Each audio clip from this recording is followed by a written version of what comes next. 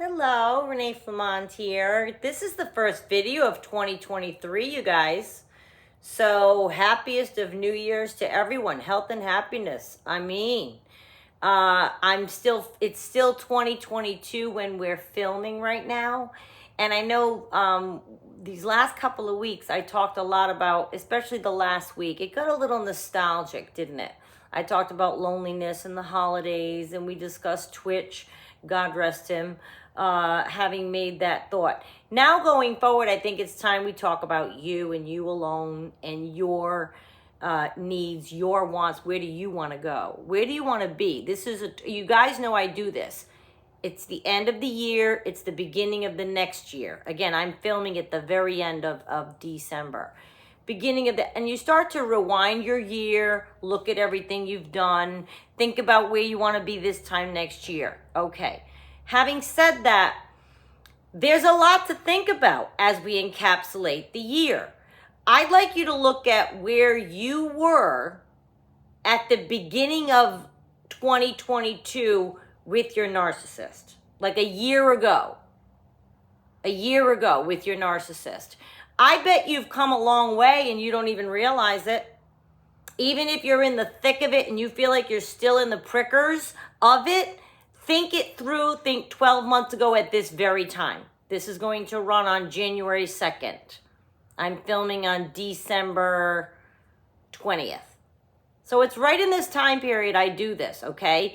The journey is what worries me, that if you're still going through it, because those are impossible times. The journey with a narcissist is one big impossible time. But I want to try to help you start the year off with the right mindset and just allow yourself to think in the last 12 months. I recall each moment like it was last week. So I'm sure you can think of last January where you were. I find strength is what we beg and look for in these times. You know, you're in the thick of it. You're going, God, just help me. Whoever you believe in, give me the strength. I don't want to respond. I don't want to reach out. I don't want to, And it takes a lot. It takes a lot. And I'd like to implore upon you, therefore, how far you've come in the year as a testament to your incredible strength. You might say, I stayed though. That takes strength too. Like if you've left, that took strength. But if you've stayed, make no mistake about it, that takes strength every day too.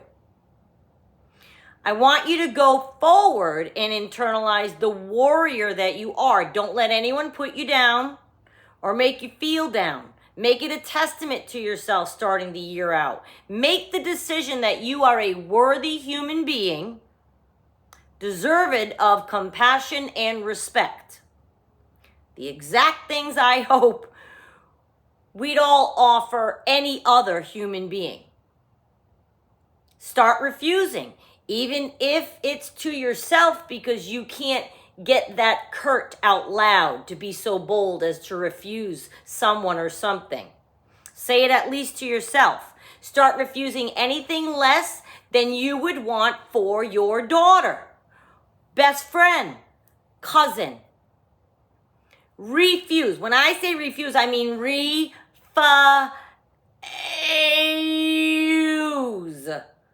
No, thank you. Next. It's okay for you to do that. It's okay for you to not feel like you have to be there for everyone who needs something from you. It's okay to be busy doing absolutely nothing. Somebody asks you to do something, you feel like compelled to go because you know you're doing nothing but sitting on the couch with your dog. Minnie's here, by the way. She's just deep under this Led Zeppelin blanket. Look at her all cozy. It's going to rain. She feels it. It's your right to say, no, I'm just sitting home. You don't have to tell anybody. No is a complete sentence. We've talked about that.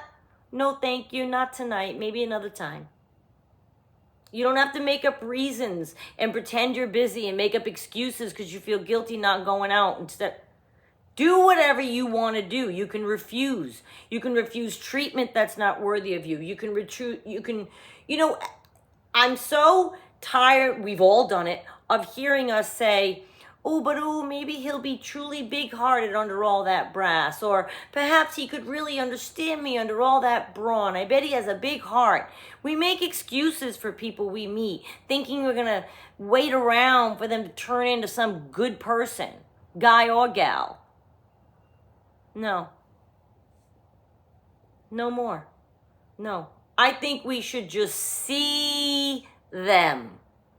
Wouldn't it be helpful if in the beginning of meeting someone you saw all of their truth right before your eyes? A lot of it's in front of us and we ignore it. I think a lot of the truth about people is right. And I've looked back. I did the flow chart on the dry erase board. I made decisions that were in error. My path, my journey, I love it. It taught me what I know. But when I lay it out there, the truth of the person was right in front of me on the first night. A lot of red flags and things like this that we ignore. We're going to go forth and protect ourselves and pay attention to that. But I want you to really concentrate on the strength you have had to exhibit to go from last January to this one. Regardless of what's transpired, if you spent it in and around a narcissist, exiting the relationship, trying to exit, entering into one, you're exhausted and you've come a long way in 12 months. So now I just really want you to ask yourself, where do you want to be 12 months from now? So if you're one of those people that says, well, I stayed but that took strength too. But if you're one of those people, if you want that to be your sentence next January 2nd, when I ask you, then stay again. If you have another aspiration for yourself to maybe take a stance or make a move in your life, in whatever capacity, you have to make moves to make that happen. So in 12 months from now, where do you want to be? I ask that you see people. See your truth. Be awake. Know that they may be right in front of you. Know who you're talking to. It's okay for you if you are getting back out there. I'm thinking of everybody right now. People that are in and are getting back out there to date. It's okay for you to not like them. The decision is always yours alone. And do not even make one of those decisions under any kind of duress or pressure from anyone about anything. It's not about whether they like us. When dating, that's what I hear a lot from others. And I've done it. I don't know if he likes me, whatever. Do you even like them? Do we stop long enough to decide if we even like them? We're already hurt they don't like us. Did you even know him well enough to know if you even liked him? Right? Here she is. Regarding you getting through this cycle with the narcissist, ask if you'd like to be in the same position. Keep asking yourself that, the same position next year. And where were you last year to now? Are you in a better position? Are you in a worse position? Are you even? Do you want to be even, better, or worse by next January? I go through this for weeks at this time of year. I'm sure you guys do too. And do you want to have more evidence to profess towards your position in the dynamic is really the question.